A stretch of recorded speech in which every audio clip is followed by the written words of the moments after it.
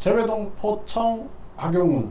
재외동포청이 만들어지는데 사실 이 재외동포 비자, 이 문제가 터졌는데 조상까지 위조했다라는 거죠.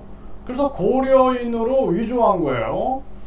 그래서 이 지금 재외동포청, 저는 이 재외국민청이어야 한다라고 생각을 합니다. 750만 재외국민들을 지원하는 그러한 정책이어야 되는데, 이게 자칫 잘못하면은 국민 세금으로 중국 동포라든지 또는 악용당해 가지고 이러한 이상한 일이 벌어지는 거죠.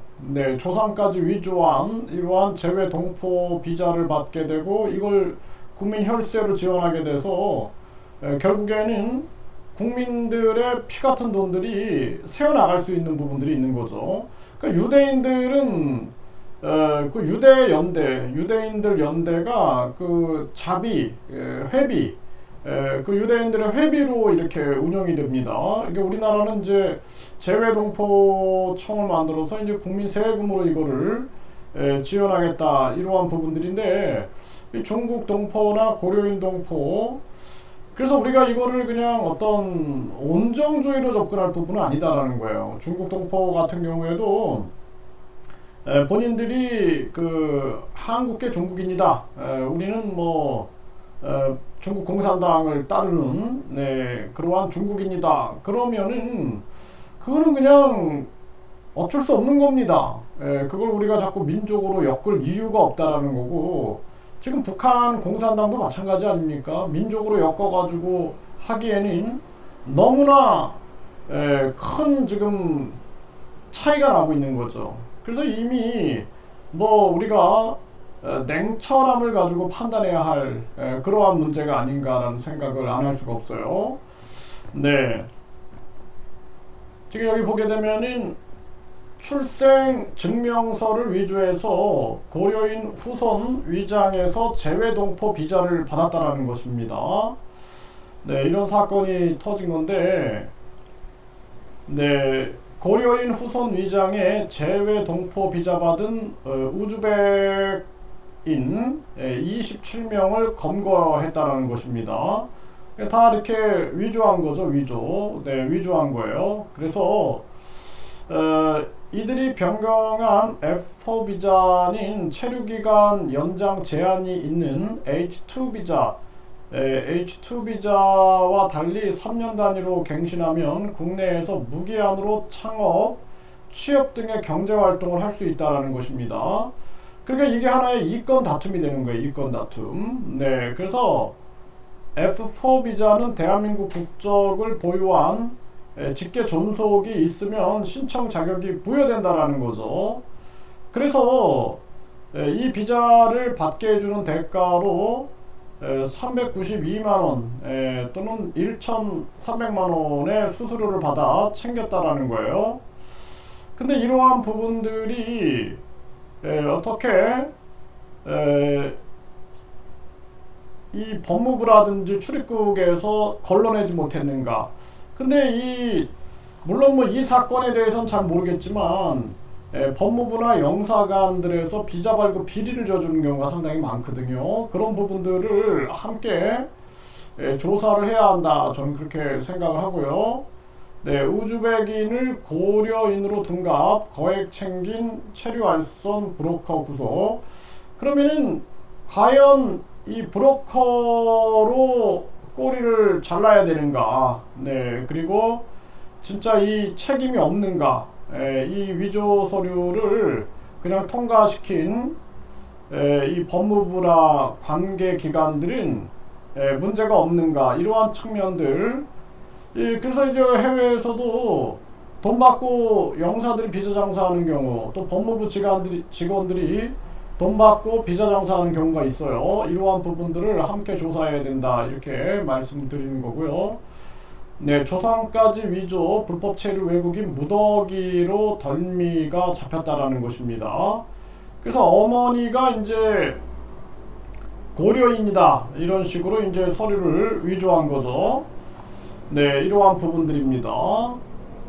네, 여기도 보면은 21년간 위조 주민증으로 산 조선족. 네, 그래서 조선족이 위조 이제 주민증으로, 네, 위조 주민증으로 한국인 행세한 조선족. 네, 자격증 따고 집 계약까지 했다라는 거예요. 그래서 예, 조선족 분들이 뭐 이제 훌륭하신 분들도 계시겠지만 한국을 악용하는 이러한 사례가 있는 경우를 냉철하게 판단해야지, 우리가 그냥 무작정 그냥 동포다 이렇게 끌어안을 문제는 아니다라는 것입니다. 21년간 한국인 행세한 조선족 주민증 도용 피해자도 몰랐다 이런 얘기가 나오죠. 네, 그리고 한국 여권 위조 조선족 14명이 체포. 그러니까 이런 일들이 계속 이루어져 온 겁니다. 한국 여권을 위조한다든지. 네. 호주의 한국인 불법 체류자가 2,700여 명, 대다수 조선족 위조 한국 여권을 소지하고 있었다라는 거죠. 네, 이런 일들이 이제 한국인들이 결국에는 피해를 보는 거예요. 문서 위조에서 조선족 1,071명 불법 입국을 시킨 60대 남성이 실형을 받았다. 근데 이게 문서를 위조해서 조선족 1,071명이 들어왔는데 이게 어떻게 사문서 위조 뭐 이런 건데 법무부나 외교부에서 걸러내지 못했냐라는 거예요. 이 책임은 없느냐라는 거죠. 그래서 이러한 부분들을 함께 조사를 해야 한다. 그리고 책임을 물어야죠. 책임을. 네. 탈북자 위조 여권으로 중국 다녀온 뒤 검거돼. 탈북자가 위조 여권으로 중국을 다녀온 뒤 검거되는 이러한 사건들, 이게 보도된 바가 있고요. 네, 조선족은 군림하는가에서 조선족 혜택에 대해서 이 경기 데일리에서 이 정제학 칼럼에 보면은 이게 나와요. 그래서 조선족 혜택, 국공립 어린이집 및 병설, 유치원, 영순위, 보육료, 육아 도움 및 비용 지원, 학습지 비용 및 학원비 지원, 고등학교 및 대학교 등록금 할인 및 장학금 지급, 기숙사 우선 배정, 은행 예금 이자 6% 이상, 외화 송금 수수료 할인, ATM 수수료 면제, 의료비 지원, 통신비 지원, 부동산 담보대출 무제한, 대출이자 특별 할인, 취득세, 양도세, 재산세 지원, 투기관리지역 부동산 취득 가능, 공공분양 및 공공임대 우선순위, 공무원 시험 다문화 전형 특채, 운전면허 및 각종 자격증 취득 국비 지원, 네, 그리고 선거권도 준다라는 거죠. 3년 국내 거주 시 지방 선거권을 부여하고, 이러한 부분들. 그리고 이 조선족들이 중국의 반환 정책 전선에서 도구로 쓰이는 한편 유엔의 대북 제재를 뚫고 반역의 앞잡이로 이용되고 있다는 추측이 심각한 일일 수밖에 없다, 이런 거를 얘기를 하고 있고요. 그래서 이 조선족이 170만이 넘는다고 하는데 이 혜택 18개 항목의 혜택을 170만 명이 받고 있다. 그래서 대한민국 국민들이 세금 내서 조선족을 부양하다가 허리가 휠 지경이다, 이런 얘기를 하고 있는데요. 참 이러한 것도 문제고요. 그리고 조선족 사이로 북한과 중국이 간첩을 침투시킨다라는 점, 이런 것도 우려해야 할 부분이다. 이 북한이나 중국 공산당이 수단과 방법을 안 가리고 이렇게 뭐 악용할 수가 있는 거죠. 그래서 제가 항상 국가보안법 및 국제간첩제재법, 네, 이게 필요하다라고 항상 말씀을 드리고 있는 것입니다.